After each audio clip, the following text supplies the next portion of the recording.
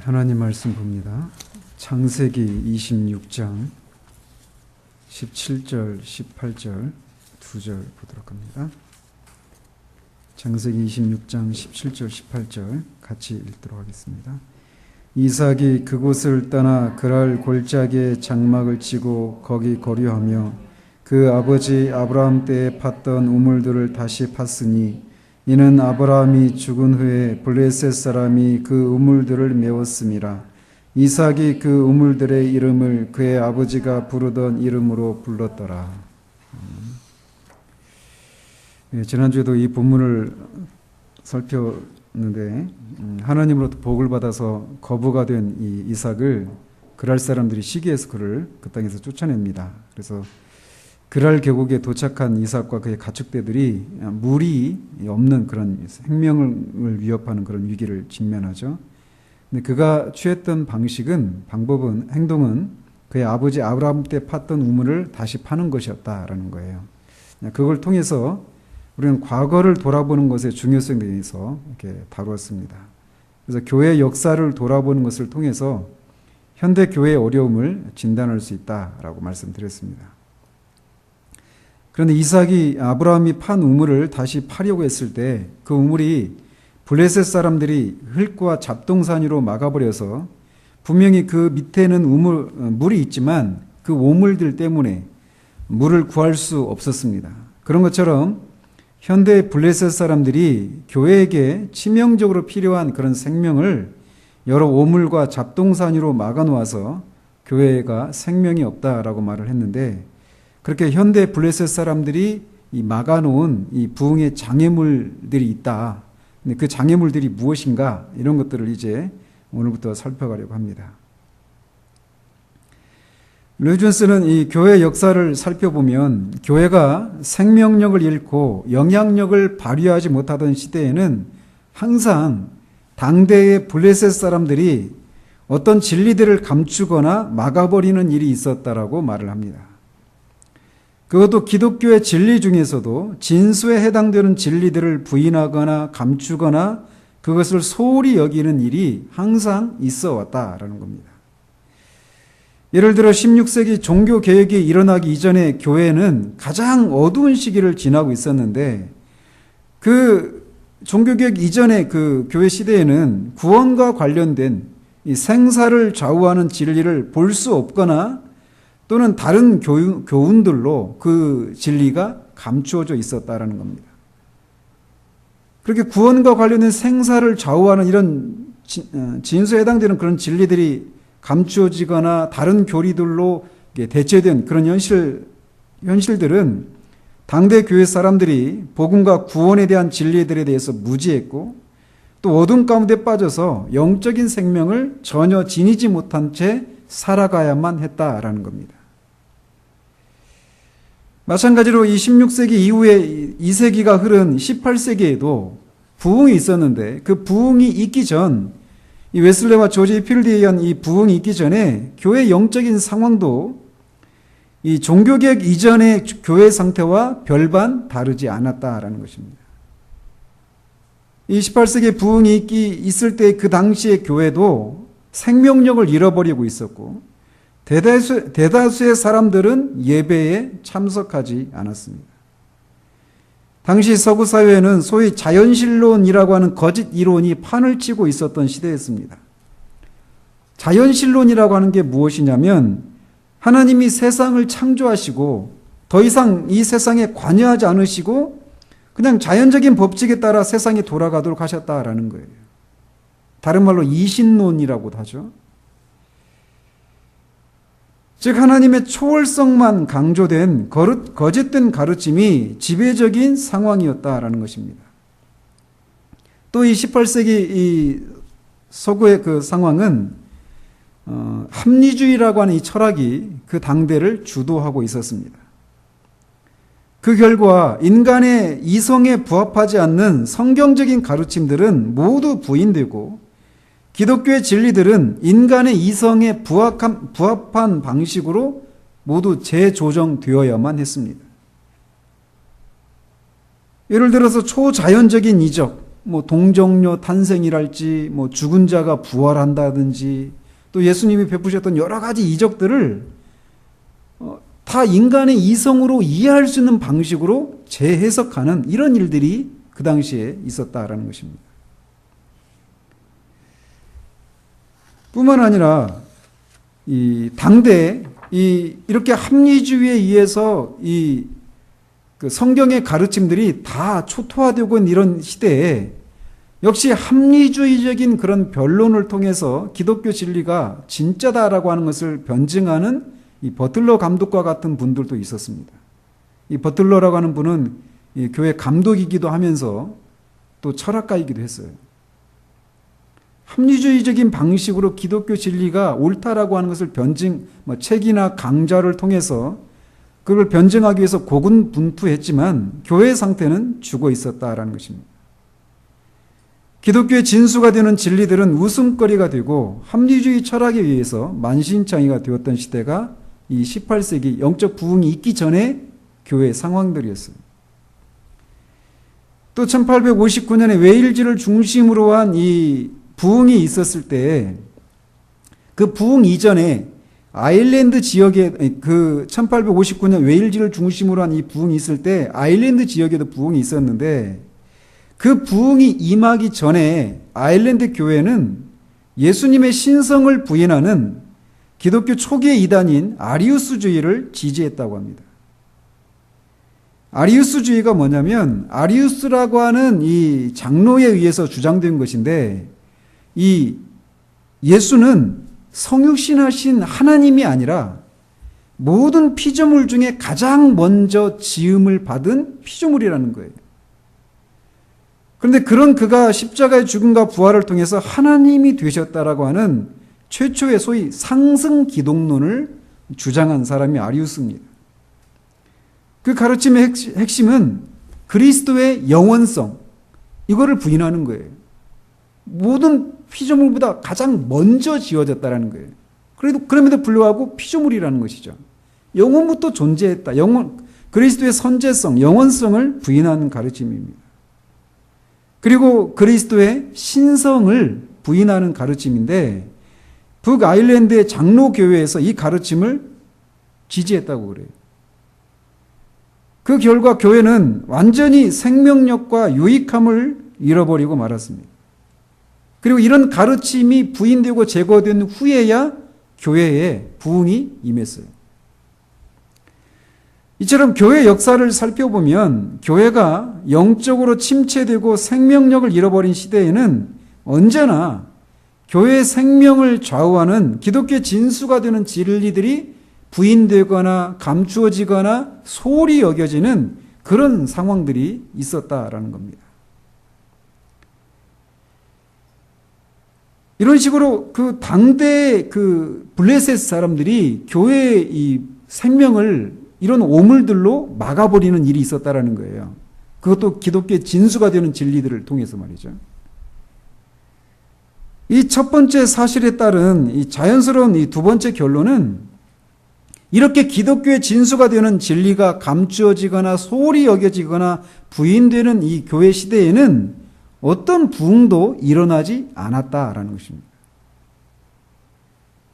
교회 역사는 이렇게 기독교의 진수가 되는 진리들이 부인될 때는 절대로 참된 부흥이 없었다라는 것이에요.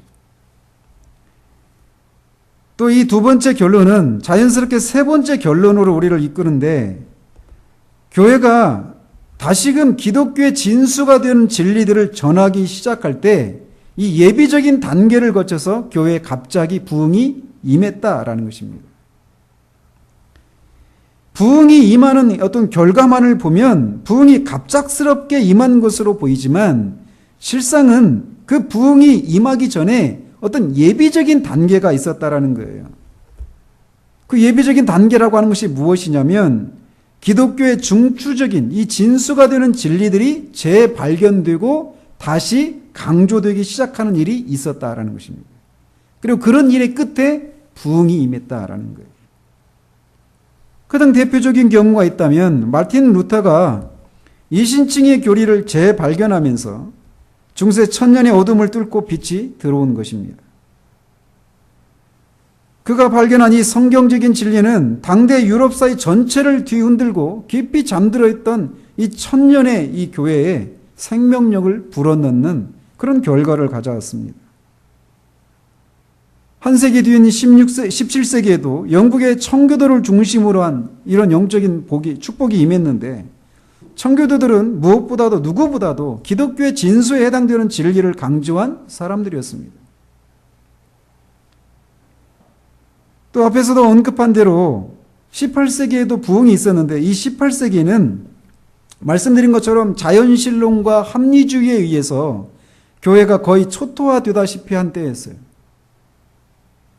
그런 시대에 하나님은 위대한 사람들인 웨슬레와 조지 휘필드를 통해서 영국에 부흥을 일으키셨는데, 이 사람들이, 이 부흥의 도구로 쓰임받았던 이 사람들이 부흥의 도구로 쓰임받기 전에 그들에게 어떤 일들이 있었냐면, 그들이 이신칭의의 교리를 오직 믿음으로만 구원을 받는다, 의롭게 되어진다라고 하는 이 교리를 깊이 깨닫게 되는 일이 있었다라는 거예요.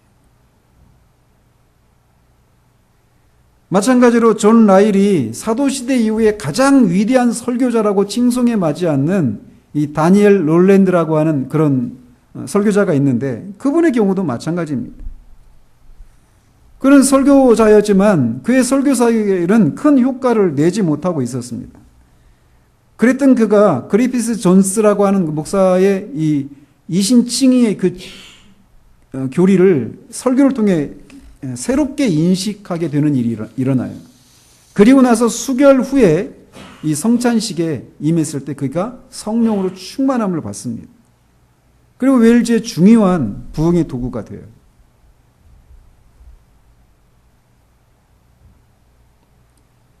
앞에서 언급한 이 북아일랜드의 장로교회에도 그들이 지지했던 아리안주의를 제거하고 예수 그리스도의 신성과 인성에 대한 바른 진리를 전했을 때 부흥의 복락이 임했습니다. 이렇게 교회 역사를 이렇게 거슬러 올라가 보면 기독교의 진수가 되는 진리를 전하지 않을 때는, 전하기 전에 전할 때, 부흥 때는 항상 그 기독교의 진수가 되는 진리들이 전해졌었는데, 그것이 전해지기 전에는 교회가 항상 그 진수되는 진리를 전하지 않았다라는 거예요. 감추거나 왜곡하거나 부인했다라는 거예요. 그러고 있는 동안 부흥이 절대 임할 수 없었고, 또 부흥이 임할 때는 그 진수가 되는 진리들이 재발견되고 다시 강조되는 그런 일이 있었다라는 거예요. 그리고 또 이 교회 역사를 거슬러 보면 부흥과 관련해서 그런 일이 있었을 뿐만 아니라 항상 교회가 부흥을 경험하고 갑자기 영적인 활력을, 생명력을 찾기 시작하면 언제나 핍박이 있었다라는 것입니다. 루터가 로마 카톨릭으로부터, 청교도들이 그 많은 그런 그 국교도들로부터, 휘필드 웨슬레도 국교도들로부터 쫓겨나죠. 그들이 원해서, 웨슬레 같은 경우에 쫓겨나죠. 그들이 원해서 그렇게 교단을 새로 만든 게 아니란 말이에요. 이거는 지난주에도 말씀드린 것처럼 지금도 마찬가지예요. 지금도 우리가 개인적으로든지 교회적으로든지 정말 성경에서 말하는 그런 부흥이 임하면 우린 주변에 훨씬 더 많은 형식적인 그리스도인들, 잠들어 있는 교회로부터 핍박을 받는 일들이 있을 것입니다. 이렇듯 기독교의 진수에 해당되는 진리들이 감추어지거나 부인되고 소홀히 여겨질 때 교회는 생명력을 잃고 다시 이것을 회복할 때 부흥이 임하는 것이 교회의 역사였다라는 거예요. 그런데 로이 존스는 부흥에 있어서 절대적으로 진수가 되는 어떤 진리들이 있다고 강조를 합니다. 그리고 당대의 블레셋 사람들이 이 절대적인 진수가 되는 진리들을 막아버렸기 때문에 교회가 생명을 얻을 수 없었다라는 거예요. 따라서 우리가 이 부흥을 이제 로이 존스가 이 부흥 이 강좌를 하면서 우리가 부흥이 이것이니까 이런 부흥을 위해서 기도합시다 이렇게 하지 않고 부흥의 장애물을 먼저 살피는 이유가 무엇이냐면 교회가 이렇게 부흥이 임할 때는 항상 기독교의 진수가 되는 그런 진리를 전했었는데 그런 것을 전하고 있지 않는 상태 가운데서 부흥을 위해서 기도하는 것은 아무런 소용이 없는 일이기 때문에 이 부흥이 있을 때 항상 기독교의 진수가 되는 진리들이 이렇게 전해졌었는데 그것이 무엇인가를 먼저 알아야 그 진수가 되지 않는 또는 그것을 부인하는 잘못된 교리들을 제거하고 진수가 되는 진리를 전하면서 부흥을 위해서 기도해야 된단 말이에요. 그래서 이 부흥의 장애물이 되는 것들이 무엇이 있는가를 먼저 살피는 것입니다. 그러면서 이 부흥의 장애물 중에 오늘은 우리가 불신이라고 하는 그런 제목으로 살피고 있잖아요. 사람들로 하여금 믿지 않게 만드는 기독교의 진수가 되는 진리들임에도 불구하고 언제나 부흥이 임하기 전에 어두운 교회, 생명력을 잃어버린 교회 시대 가운데서 항상 이 기독교의 진수가 되는 이런 진리들을 믿지 못하도록 하는 일이 있었다라는 거예요. 그러면 이 기독교의 진수가 되는 진리들은 무엇인가?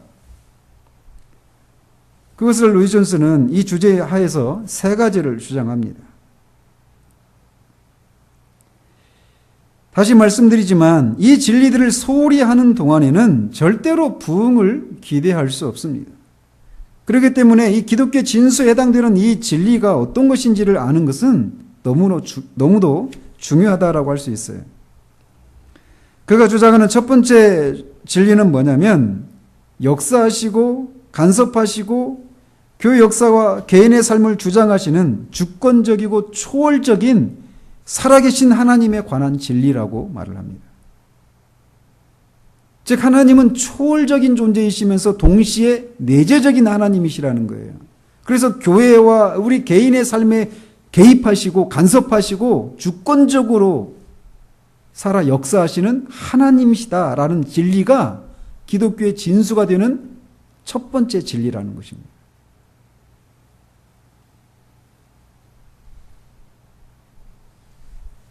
디모데는 자신의 스승이고 영적인 아버지인 바울이 감옥에 갇혀 있을 때 자신을 둘러싸고 있는 그런 영적인 암울한 현실들을 인해서 두려움 가운데 있으면서 소심해져 있었습니다. 즉 그는 진리를 부인하는 사람들에 둘러싸여 있어서 그 상황을 헤쳐나가기에는 자신이 너무나 부족하고 연약하다라는 사실 때문에 두려움 가운데서 소심해졌던 것입니다. 그런 그에게 쓴 편지가 디모데서예요. 디모데 전후서예요. 근데 그런 디모데에게 자신을 둘러싸고 있는 그 영적인 현실이 너무나 암울한 진리를 거부하고 있는 그 사람들, 그 세상에 둘러싸여 있는 디모데에게 사도 바울이 이렇게 말을 합니다. 그러나 하나님의 견고한 터는 썼으니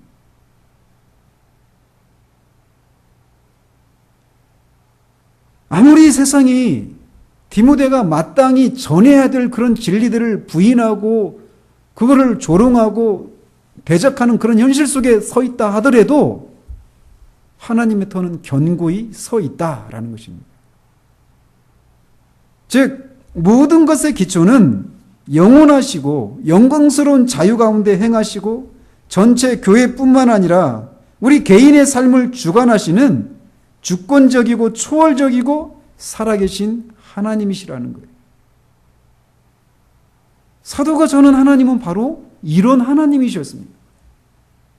살아계시고 역사하시는 하나님. 아무리 주변이 하나님을 부인하고 인정하지 않는 그런 암울한 현실 속에 둘러싸여 있다 하더라도 하나님이 살아계시다라는 거예요.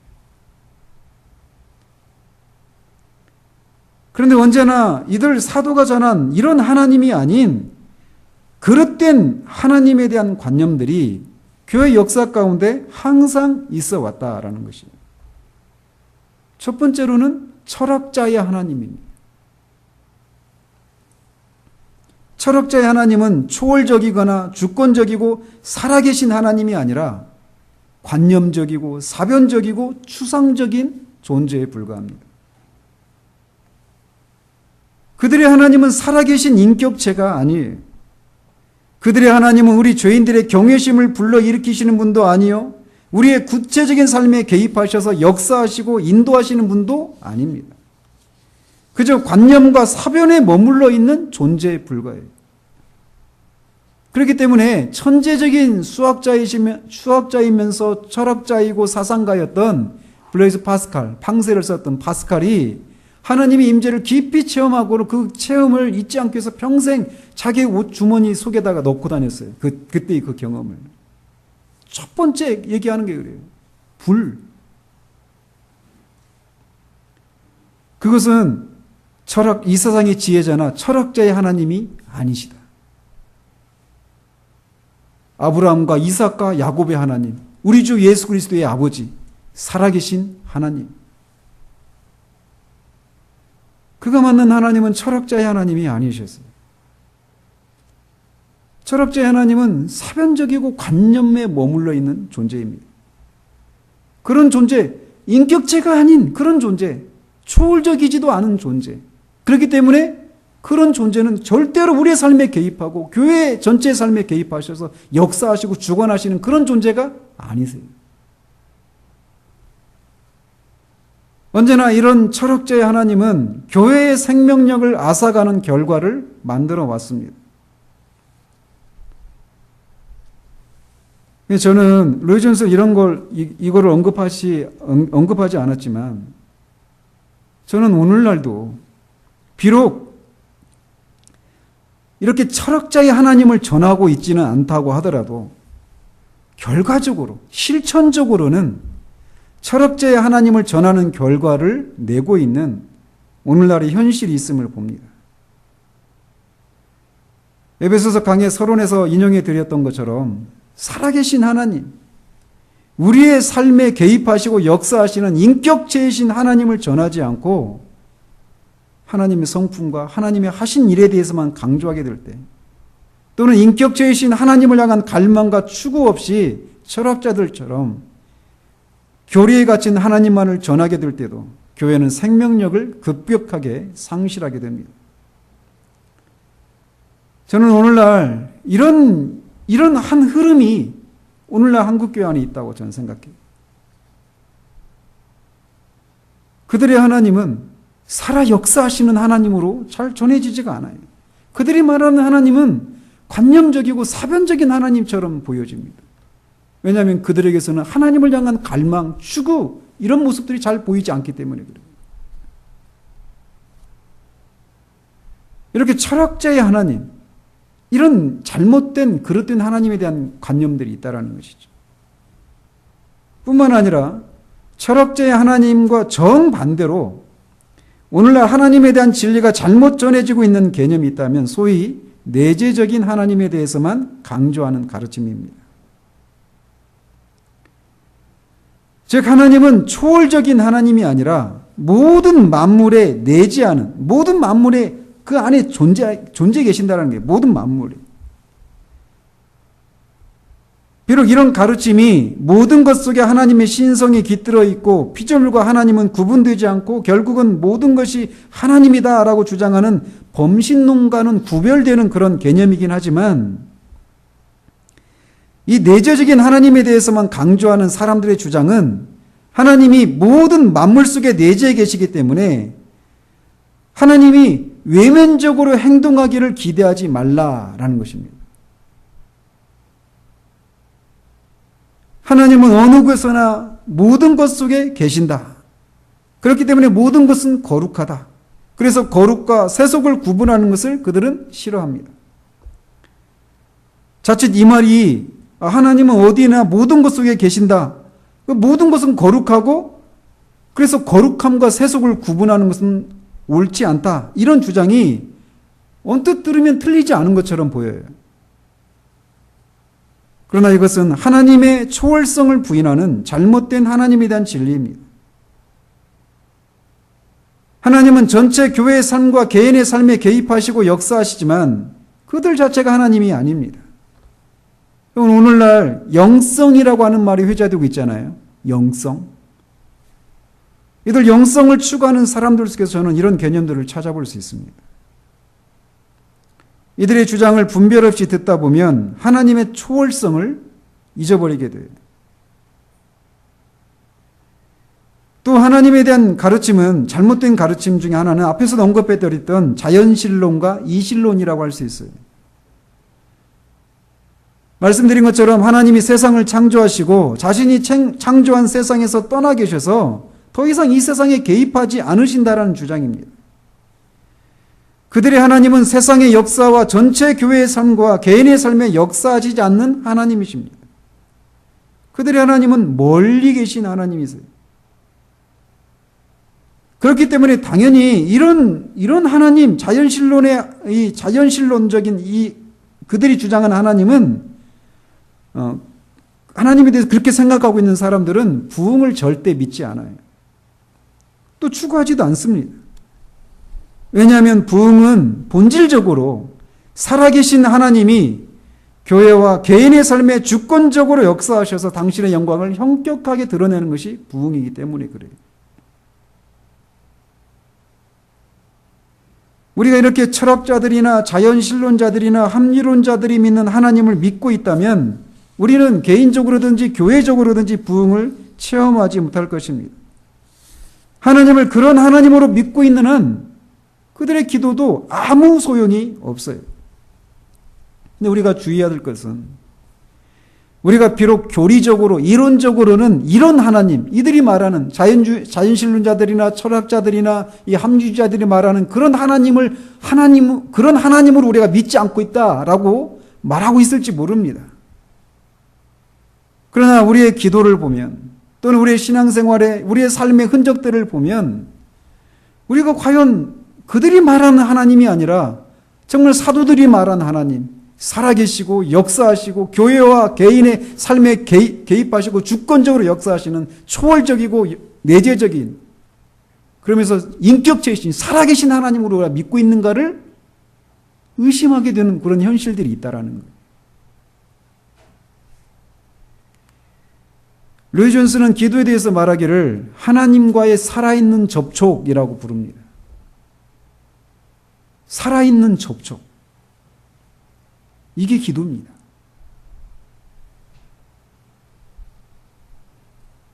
하나님은 우리를 초월해 계시는 초월자이세요. 그러나 그 초월적인 하나님이 우리의 삶에 개입하시고 역사하시고 내재하시는 하나님이시라는 거예요. 한 사람이 구원을 받게 될 때도 그렇지만 개인적인 부흥을 경험할 때도 마찬가지로 그가 말로만 듣던 하나님을 인격적으로 만나고 그분이 자신의 삶에 간섭하시고 개입하시는 것을 경험하는 일이 있게 됩니다. 저는 우리 모두가 이것이 무엇인지를 알기를 바라요. 욥이 말하듯이 내가 말로만 들었던 하나님을 내가 지금 봅니다라고 말하는 것처럼 하나님이 성경에만 갇혀 계신 하나님이 아니라고 하는 것을 우리가 경험하는 거예요.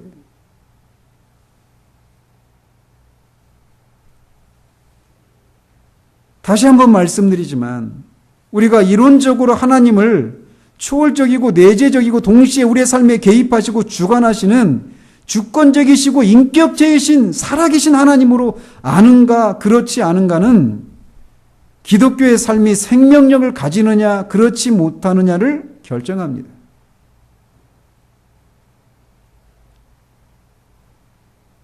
우리는 실천적으로 이런 하나님을 알아야 돼요. 우리의 기도가, 우리의 예배가, 우리의 개인의 삶 가운데서. 제가 계속해서 간구하는 게 그거예요. 우리 지체들을 위해서 기도할 때도 우리의 삶에 살아계신 하나님의 간섭하심의 흔적이 나타나기를. 신앙은 그겁니다. 살아계신 하나님을 우리의 삶 가운데서, 교회 신앙 모든 영역 속에서, 삶 가운데서 경험하는 거예요. 살아있는 접촉. 우리 기도가 그래야 돼요. 교리적으로, 이론적으로 우리가 정통한, 뒤에 나옵니다. 그런 내용들이. 정통한 교리를 믿고 있어요. 그렇지만 우리 개인의 삶 가운데서, 또 기도, 신앙 영역 가운데, 우리의 삶 가운데서 살아계신 하나님이 우리와 함께 하시고, 우리에게 말씀하시고, 우리를 이끌어 가시고 인도하신다라고 하는 역사하신다라고 하는 그런 삶의 흔적이 드러나지 않는 이런 일들이 있어서는 안 된다라는 거예요.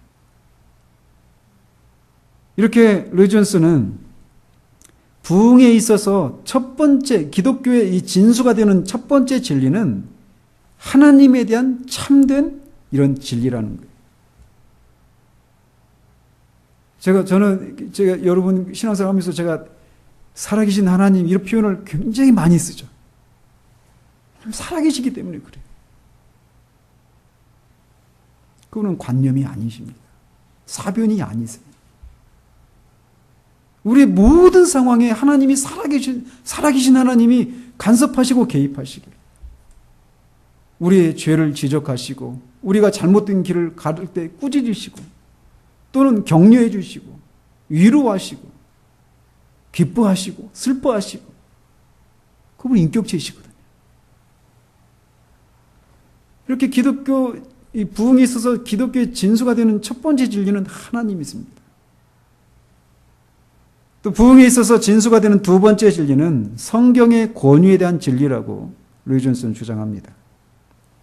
즉 성경이 이렇게 살아계신 하나님의 말씀으로 인정하는 것이야말로 부흥에 있어서 진수가 되는 진리다라는 거예요.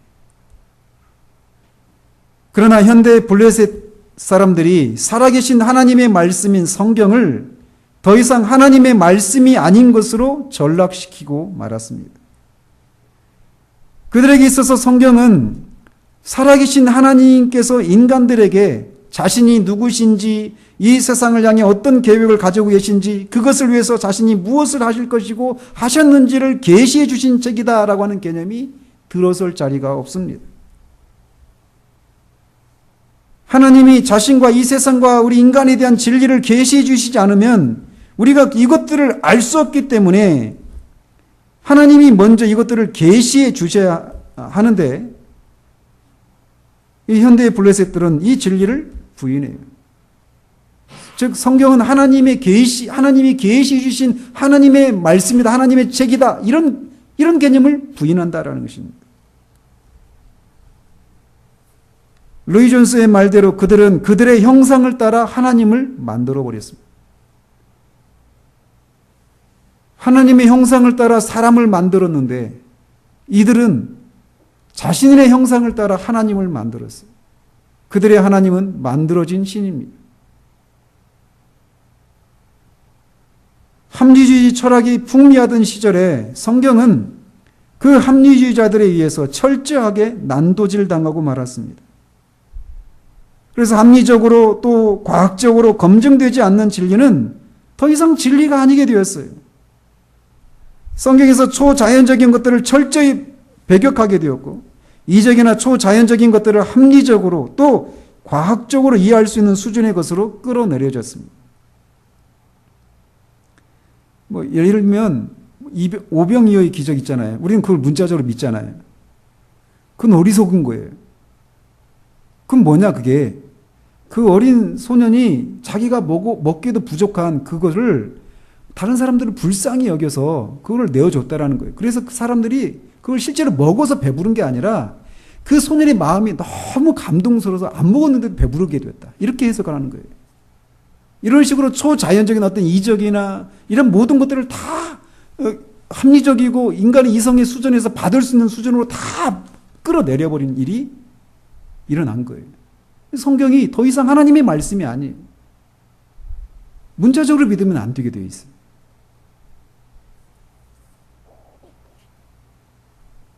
인간의 이성에 부합하지 않거나 과학적으로 검증 가능하지 않은 진리들은 다 신화로 치부되어서 비신화적인 작업을 통해서 성경의 모든 진리들을 발가벗기기 시작했습니다. 그런데 이렇게 성경에 대한 이런 잘못된 생각을 견지하고 있을 동안에는 교회는 생명력을 잃어버리고 말았다라는 거예요.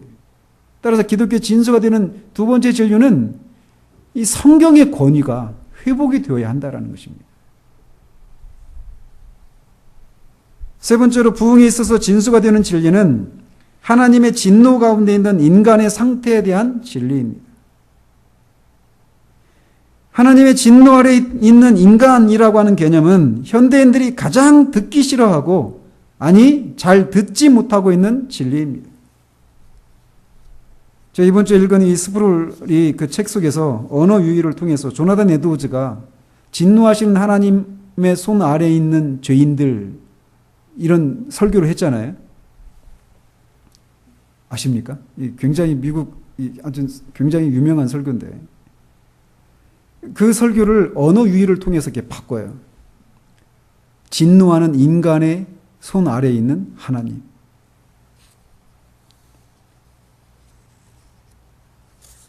오늘날 진노하시는 하나님이라고 하는 이 개념, 이 교리는 폴 오셰의 말대로 상실된 교리입니다. 인간이 죄인이고 하나님의 진노 아래 있다라고 하는 이 진리만큼 사람들의 심기를 불편하게 하는 교리가 없어요. 이 진리는 인간에 대한 모든 소망을 접도록 하고 인간의 모든 선한 노력들을 아무것도 아니라고 하는 것이기 때문에 생리적으로 율법주의자로 태어나는 모든 인간을 분노하게 하는 진리가 바로 이 진리입니다. 그들에게 하나님은 구약의 하나님, 무자비한 하나님이 아니라 신약의 사랑과 자비의 하나님을 믿는다라고 말하면서 구약의 하나님과 신약의 하나님을 나눕니다. 마치 신약에 와서야 하나님이 뭔가 사랑해서 잘하시고 각성하신 것처럼 말이죠. 구약의 하나님은 사랑과 자비가 없는 아주 공포스럽고 거룩하고 공의로운 하나님이기만 해서 인간들을 그렇게 무자비한 방식으로 대했던, 피를 요구하는 그런 하나님이기만 한 것처럼 여기는 생각들이 있다라는 것이죠. 우리는 이론적으로 이런 것을 주장하고 있지는 않을지 모르지만 오늘날 현대인들에게 가장 마음을 사로잡고 있는 게 뭡니까? 하나님의 사랑이에요. 그분의 자비. 그들은 자신의 피조물들에게 지옥의 영원한 형벌을 내리시는 하나님을 받지 않습니다. 심지어 지옥의 교리도 믿지 않습니다. 그러나 지옥에 대한 설교를 가장 많이 하신 분은 바로 하나님의 어린 양, 우리 주 예수 그리스도이십니다. 한번 여러분이 복음서를 살펴보십시오. 얼마나 예수님께서 이 지옥의 형벌에 대해서 많이 언급을 하셨는지. 그들이 사랑의 화신이라고 주장하는, 믿는 사람이나 믿지 않는 사람들이 그렇게 예수 그리스도를 그렇게 사랑의 화신이라고 주장하는 그 예수 그리스도께서 하나님의 공의의 형벌의 장소인 지옥에 대해서 누구보다도 많이 강조했다는 사실입니다. 한 사람이 부흥을 경험하면 그는 초월자이시고 거룩하신 하나님 앞에서 자신의 무가치함과 부패함과 썩음을 발견하기 마련입니다. 그리고 그 사실은 그런 하나님 앞에서 두려워하고 고통하게 됩니다. 사람마다 정도의 차이가 있지만 이런 것이 있기 마련이에요. 그리고 이렇게 하나님 앞에서 무가치하고 부패하고 썩어 있는 이 무능력한 자신이 하나님의 진노 아래에 있다는 사실을 깨닫게 됩니다. 왜냐하면 하나님은 그런 죄인을 미워하시고 소멸하시기까지 하시는 거룩하신 공의로우신 하나님이라는 사실들을 알기 때문에 그래요. 자신을 향한 그 죄에 대해서 반드시 책임을 물으시는, 반드시 그 대가를 치르게 하시는 그런 하나님이라는 사실들을 알기 때문에 그런 하나님의 진노 아래 자신이 있다는 사실들을 깨닫게 됩니다. 물론 이것을 느끼는 정도도 사람마다 차이가 있습니다. 그러나 분명한 것은 자신의 선행이나 구원의 필요성을 느끼고 그것을 위해 어떤 노력을 해도 이 하나님의 진노로부터 벗어날 수 없다는 사실을 깨닫습니다.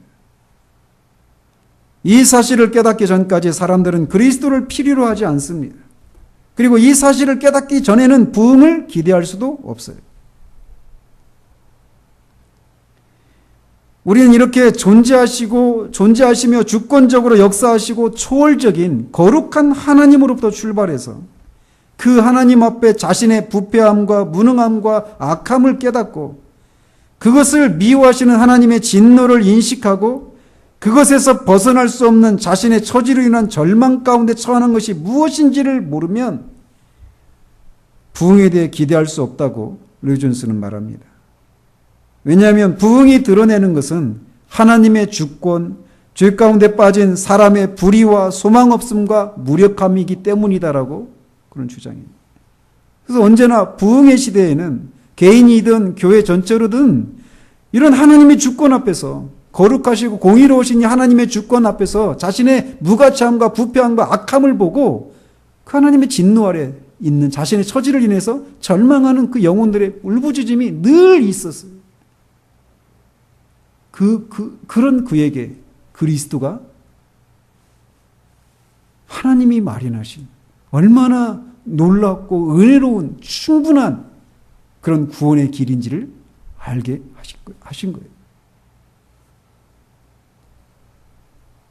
이런 진리들을 하나님에 대한 참된 진리, 성경에 대한 진리, 그리고 하나님 앞에 있는 인간의 그 소망 없는, 이 하나님의 진노 아래에 있는 인간의 그 소망 없는 상태에 대한 이 진리들, 이런 것들을 현대 블레셋들이 막아버렸다라는 것입니다. 그래서 이런 것들을 부인하거나 또는 이런 것들을 다른 것으로 대체하거나 또는 이런 것들에 소홀히 하는 이런 일들을 현대 블레셋 사람들이 해왔다라는 것이, 그리고 하고 있다라는 것입니다. 따라서 우리는 부흥을 통해서 하나님의 생명과 교회의 영적인 능력과 활기를 얻기를 바란다면 먼저 이것들을 불신하도록 하는 이 블레셋의 이 장애물들을 제거하는 일들을 해야 한다라는 거예요. 그리고 이 진수가 되는 진리로 돌아와야 한다라는 것입니다. 부흥은 하나님이 성경에만 갇혀 계신 하나님이 아니라 살아계시고 역사하시는 초월적이며 주권적인 분이라는 사실을 드러내는 것이기 때문에 그렇습니다. 우리는 우리의 개인의 어떤 그 신앙의 영역 속에 또는 우리 교회의 신앙의 영역 속에 또 이 시대의 교회들의 그 가르침들 속에서 이 현대 블레셋 사람들이 막아놓은 이런 장애물들, 특별히 하나님에 대해서, 성경에 대해서, 인간의 하나님의 거룩하신 하나님 앞에 있는 인간의 그 절망적인 상태에 대해서 말하지 않거나 또는 부인하고 있는 이런 것들을 제거하기 전까지는 우리는 부흥을 위해서 기도할 수도 없고 부흥을 기대할 수도 없다라는 것입니다. 하나님께서 우리의 눈을 열어주셔서 이 가난한, 이 왜곡된 시대에 교회마다 이 부흥의 진수가 되는 이런 진리들이 바르게 전해지는 일들이 있기를 우리가 위해서 기도해야 될 것입니다. 그리고 더 나아가 우리 개인의 삶 가운데서 하나님이 정말 살아계시고 역사하시는 주권자이신 조울적인 내재하시는 살아계신 인격체라는 사실들이 우리의 삶을 통해, 우리 교회를 통해 현격하게 드러나는 일들이 있기를 위해서 우리는 기도해야 될 것입니다. 기도하겠습니다.